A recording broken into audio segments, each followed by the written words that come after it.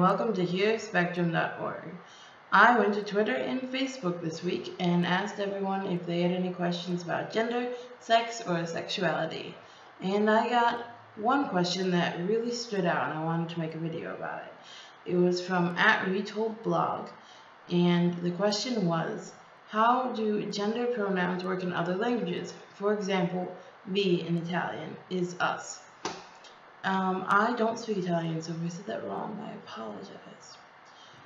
So this was a really unexpected question, but it's a really interesting one, and I wanted to tackle it as best as I could.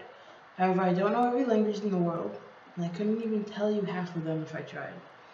So if I get this wrong, or if I skim over this, please bear with me.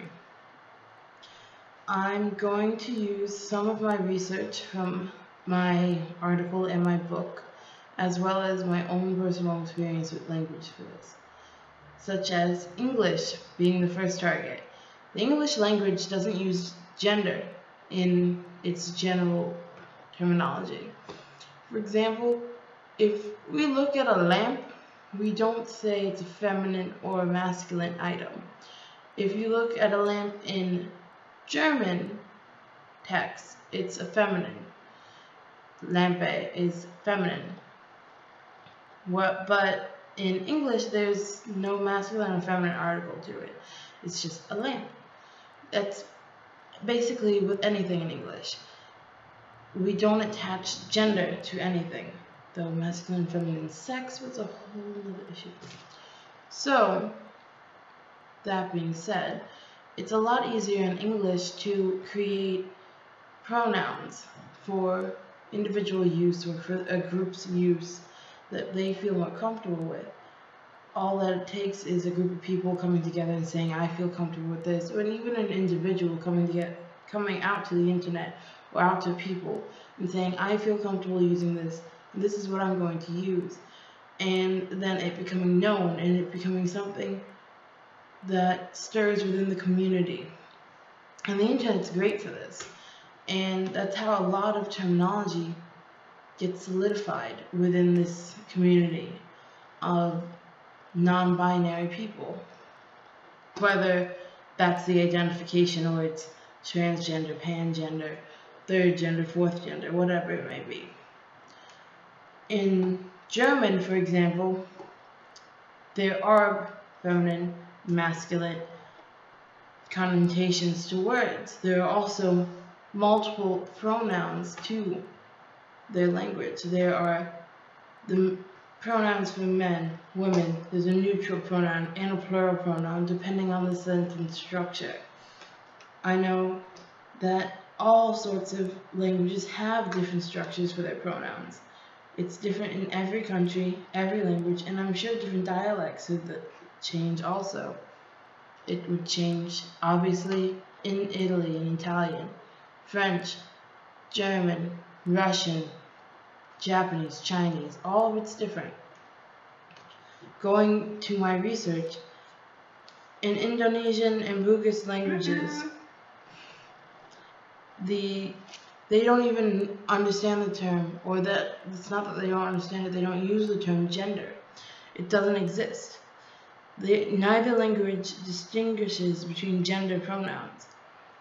They use non-specific third-person singular pronouns, dia, which, again, I apologize if I mispronounce anything. I don't speak these languages.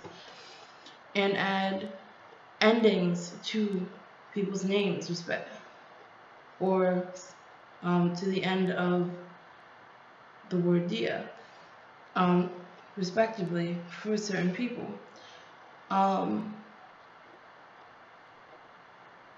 I named my book here based off of an old Germanic word for they or there, and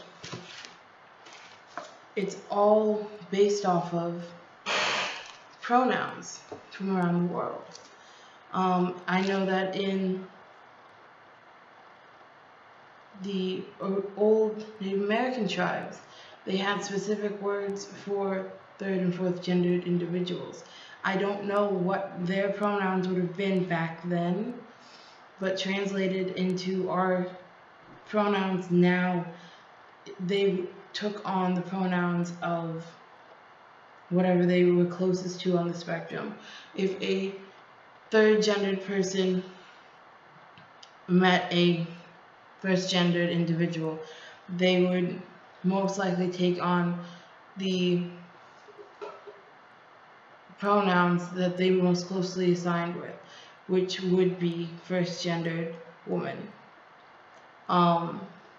And then fourth gendered individuals would take a first gendered pronoun of man. So he for fourth gendered, she for third gendered. And this may change, or may have changed, because of who translated or who wrote the history. And it's very likely that that's so. And this is different for every language and every history, like I was saying. And I'm sure this is getting boring, so I'm going to wrap it up. It's a very interesting question, and it really depends on the language. And it's a hard thing to overcome when you're talking about gender and you're trying to spread it around the world. So hopefully it's something that can be overcome with using the right terminology and making sure people understand that there's more to people than the words you use to describe them. But that's the big part sometimes. Thanks for listening to me ramble, and I hope I didn't confuse anyone. Have a great night.